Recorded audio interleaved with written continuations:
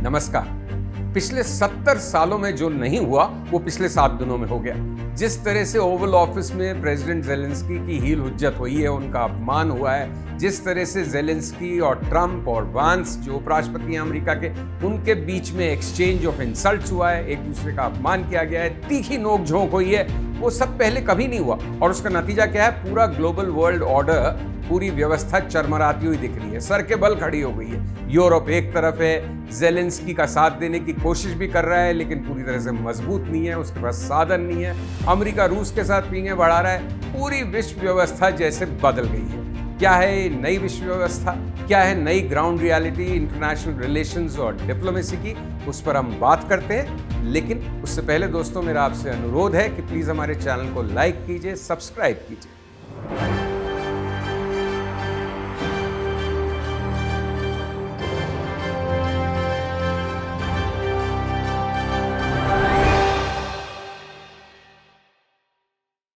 तो पिछली 28 फरवरी को जब यूक्रेन के राष्ट्रपति ज़ेलेंस्की ओवल ऑफिस पहुंचे, अमेरिका राष्ट्रपति के ऑफिस में, तो प्रेसिडेंट ट्रंप स्वयं बाहर आए, उनका आदरपूर्वक सम्मानपूर्वक स्वागत किया, अंदर ले गए। लेकिन थोड़ी देर में स्थितियां बिल्कुल बदल गई। एक पत्रकार के सवाल के जवाब में जो फिर आरोप प्रत्यारोप का, इंसल्ट्स का जो सिलसिला शुरू हुआ, उसने तो रुकने का ही नाम नहीं लिया। और जो नज़ारा दुनिया के सामने लाइव टेलीविजन पे प्रसारित हुआ, वैसा तो ना भूतो ना भविष्यति। देखना तो छोड़िए, कोई उसकी कल्पना भी नहीं कर सकता था। किस तरह से ट्रंप ने और वांस ने ज़ेलेंस्की का अपमान किया, उनकी इंसल्ट की, उनको कहा कि आपके पास कोई कार्ड्स नहीं है, आपके पास सही पत्ते नहीं है, आप कमजोर हैं, आप धन्यवाद नहीं कहते अमेरिका को, और आप अपना बचाव कैसे कर पाएंगे बिना अमेरिका की मदद के। और लगातार जवाब देते रहे ज़ेलेंस्की भी, थोड़े दबे स्वरों में, थोड़े हल्के स्वरों में, लेकिन वो भी चुप नहीं बैठे। तो वो जो एक पब्लिक डिस्प्ले रहा एक्सचेंजेस का, इंसल्ट्स का, वैसा तो कभी किसी ने दुनिया में देखा ही नहीं था, कल्पना भी नहीं की थी। कहते हैं ना कि देखिए, बातचीत प्राइवेट में की जाती है और एग्रीमेंट सार्वजनिक किए जाते हैं, सहमति सार्वजनिक की जाती है। यहां बिल्कुल उल्टा हुआ कि बातचीत तो सार्वजनिक हुई, एग्रीमेंट कुछ हुआ ही नहीं। जो रेयर अर्थ मिनरल्स की डील करना चाहते थे अमेरिका यूक्रेन के साथ, वो हो ही नहीं। खाना वहां पे परसा ही रह गया, भोजन बिना किए यूक्रेन के राष्ट्रपति उल्टे पांव बेरंग लौट गए वहां से। चारों तरफ माहौल बिल्कुल तनावपूर्ण, बिल्कुल टेंस, और ऐसी स्थितियां वहां अंदर बनी ओवल ऑफिस की जो कल्पना से परे थी। दुनिया हतप्रभ रह गई, सब देखते ही रह गए, भौचक्के रह गए। बाद में ब्रितानी प्रधानमंत्री स्टामर साहब मिले डोनाल्ड ट्रंप से, उनको निमंत्रित किया इंग्लैंड आने के लिए।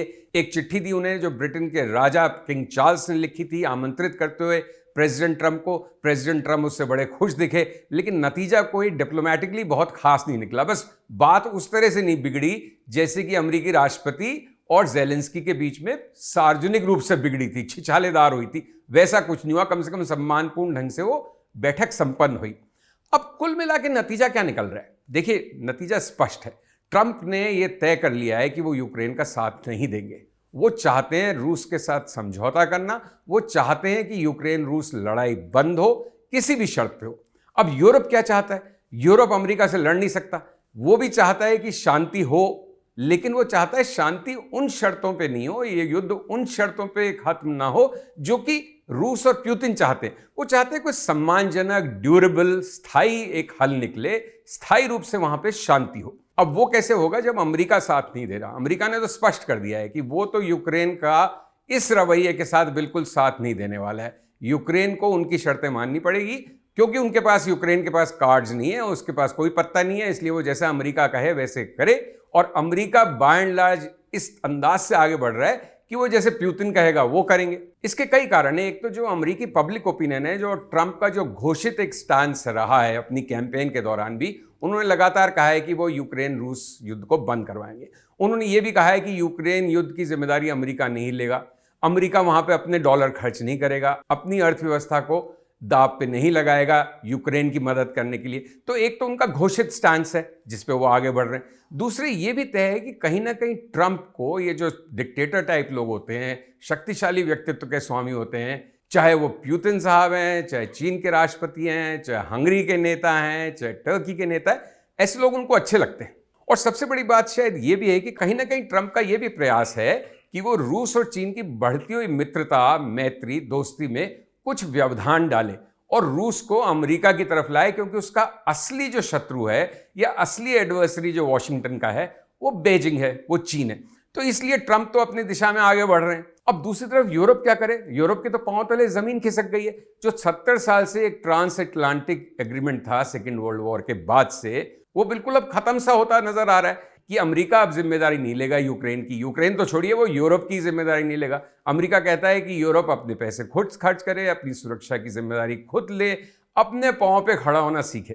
तो अब यूरोप क्या कर रहा है? एक बैठक बुलाई गई है लंदन में, जिसमें स्टामर साहब, फ्रांसीसी राष्ट्रपति, German chancellor, Denmark, Netherlands, Europe के कई बड़े नेता इकट्ठे हुए और सबने मिलकर फैसला किया कि देखिए, हम एक शांति प्रस्ताव बनाएंगे, एक मसौदा बनाएंगे जिससे कि स्थायी और सम्मानजनक शांति हो एरिया में, रूस की शर्तों पर शांति नहीं हो। और वो प्रस्ताव लेके हम अमेरिकी राष्ट्रपति के पास जाएंगे। मतलब वो ये भी स्वीकार रहे हैं कि अमेरिका के बिना कुछ संभव नहीं है। वो अमेरिका को छोड़ नहीं रहे, लेकिन एक तरह से अपना मत भी बहुत ठोक के प्रस्तुत कर रहे हैं कि हम यूक्रेन का ऐसे साथ नहीं छोड़ने वाले। आप सुनिए कि ब्रितानी प्रधानमंत्री कामर ने उस बैठक के बाद क्या कहा।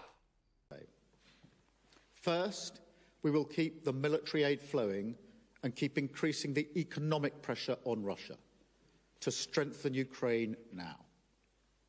Second, we agreed that any lasting peace must ensure Ukraine's sovereignty and security, and Ukraine must be at the table.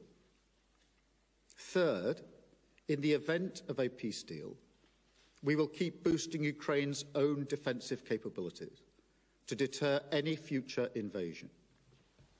Fourth, we will go further to develop a coalition of the willing to defend a deal in Ukraine and to guarantee the peace. Not every nation will feel able to contribute, but that can't mean that we sit back. Instead, those willing will intensify planning now with real urgency. The UK is prepared to back this with boots on the ground and planes in the air. Together with others, Europe must do the heavy lifting. But to support peace in our continent and to succeed, this effort must have strong US backing.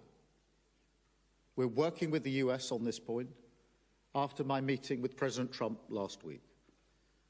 And let me be clear, we agree with the President on the urgent need for a durable peace. Now we need to deliver together. Finally, we agreed that leaders will meet again very soon to keep the pace behind these actions and to keep working towards this shared plan. We are at a crossroads in history today. This is not a moment for more talk. It's time to act, time to step up and lead, and to unite around a new plan for a just and enduring peace. Thank you. तो बहुत ही खास बातें कही हैं कामर ने, जिसमें सबसे उल्लेखनीय बात तो यह है कि Britain is now committed to put its boots on the ground and planes in the air. मतलब कि वो अपने सैनिकों को जरूरत पड़ी तो भेजेगा यूक्रेन में, शांति दल की तरह, शांति सेना की तरह, और अपने एयरक्राफ्ट को, एयरफोर्स को भी कुछ कमिट करेगा। और उन्होंने ये भी कहा है कि ये कोएलिशन ऑफ विलिंग होनी चाहिए, मतलब जो जो जने सक्षम हो, जो तैयार हो, उन सबको ये प्रयास करना चाहिए। तो क्लियरली दुनिया में कई ब्लॉक्स बन गए हैं अब। यूरोप का एक ब्लॉक कि वो रूस को एंगेज करना चाहता है, रूस को कंटेन करना चाहता है। एक ब्लॉक अमेरिका का, वो रूस को नहीं कंटेन करना चाहता, वो यूरोप को कंटेन करना चाहता है, यूक्रेन को कंटेन करना चाहता है, रूस से और पुतिन से दोस्ती करना चाहते हैं। इस सब के बीच में चीन का एक अलग ब्लॉक, वो इस सब नज़ारे को किस तरह से देख रहा है, उसका क्या मत है। एशिया किस तरह से देखेगा, उसका क्या मत है। तो इस समय कई गेंदें हवा में हैं, लेकिन एक बात तय है, ग्लोबल वर्ल्ड ऑर्डर अब हमेशा के लिए शायद बदलने जा रहा है। हेनरी किसिंजर ने एक बहुत दिलचस्प बात कही थी आज से कोई 50-55 साल पहले कि अमेरिका का शत्रु होना खतरनाक है, लेकिन अमेरिका का मित्र होना घातक हो सकता है, फेटल हो सकता है। तो वो बात कहीं ना कहीं सिद्ध हो रही है कि अमेरिका के भरोसे आप कोई निर्णय अगर लेंगे, अगर अमेरिका के भरोसे आप रहेंगे, उसको मित्र मान के सोचेंगे कि वो हर मौके बेमौके एक मजबूत सुरक्षा कवच की तरह से आपके साथ खड़ा होगा, तो अमेरिका अपने हितों में उस मैत्री को कभी भी त्याग सकता है। तो वही सब कुछ हम इस समय दुनिया में देख रहे हैं। किस तरह से ये बात अनरावल होगी अगले कुछ हफ्तों और महीनों में, सबकी उस पर निगाह रहेगी। लेकिन एक बात तय है, दुनिया एक टर्मोइल के दौर से गुजर रही है, एक बिखराव और चर्न के दौर से गुजर रही है। इसका नतीजा क्या निकलेगा, ये हमारी, आपकी, सबकी जिंदगी को और तमाम विश्व को प्रभावित करेगा। तो कैसा लगा आपको हमारा ये वीडियो, प्लीज हमें जरूर बताइएगा और चैनल को लाइक सब्सक्राइब करना ना भूलें। और अगले वीडियो में जो हम बहुत जल्दी रिलीज करेंगे उसमें मैं आपके साथ बात करूंगा कि यूक्रेन रूस लड़ाई का क्या अर्थ था, वो क्यों हुई, और अब 3 साल बाद हम क्या बड़े निष्कर्ष निकाल सकते हैं, और इन सब बातों का, इस ग्लोबल चर्न और चेंज का भारत पे क्या असर पड़ रहा है, हमारी फॉरेन पॉलिसी कैसी होनी चाहिए। Thank you for watching. नमस्कार।